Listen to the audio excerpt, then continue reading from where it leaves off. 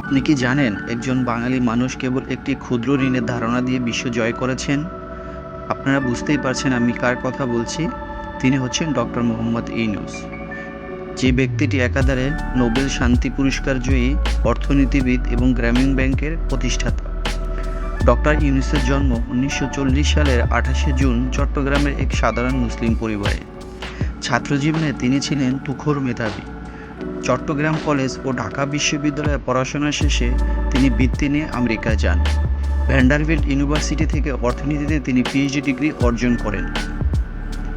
তার সবচেয়ে বড় অবদান হচ্ছে ক্ষুদ্র ঋণ, যা নিপীড়িত জনগোষ্ঠীর জন্য এবং দরিদ্র মানুষের জন্য গড়ে উঠেছিল।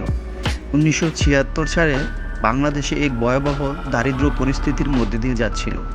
সেই সময় তিনি দেখলেন খুব সামান্য কিছু টাকা না থাকার কারণে বহু মানুষ অর্থনৈতিকভাবে পঙ্গু হয়ে পড়েছে। তখনই তিনি পরীক্ষামূলকভাবে নিজ হাতে কিছু দরিদ্র নারীকে ছোট ঋণ দেওয়া শুরু করেন। এটাই পরবর্তীতে রূপ নেয় গ্রামীণ ব্যাংকে। গ্রামীণ ব্যাংকের মাধ্যমে তিনি এমন এক অর্থনৈতিক মডেল তৈরি করেন যা দরিদ্র মানুষকে আত্মনির্ভরশীল করে তোলে।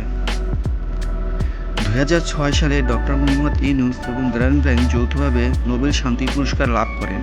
এটি ছিল একটি ঐতিহাসিক অর্জন, কারণ এটি অর্থনৈতিক কর্মকাণ্ডের মাধ্যমে শান্তি প্রতিষ্ঠার স্বীকৃতি। তিনি পেয়েছেন আরও বহু আন্তর্জাতিক পুরস্কার ও সম্মাননা, যেমন প্রেসিডেন্সিয়াল মেডেল অফ ফ্রিডম যুক্তরাষ্ট্র, conferred legion of honour France ইত্যাদি। তবে তার পথ চলা শুধু প্রশংসায় ভরা নয়। বিভিন্ন সময় গ্রামীণ ব্যাংকের কার্যপ্রণালী ও তহবিল ব্যবস্থাপনা নিয়ে বিতর্ক হয়েছে। 2001 সালে তিনি গ্রামীণ ব্যাংকের এমডি পদ থেকে সরে দাঁড়ান, যদিও তার মিশনের প্রতি মানুষের আস্থা আজও অটুট।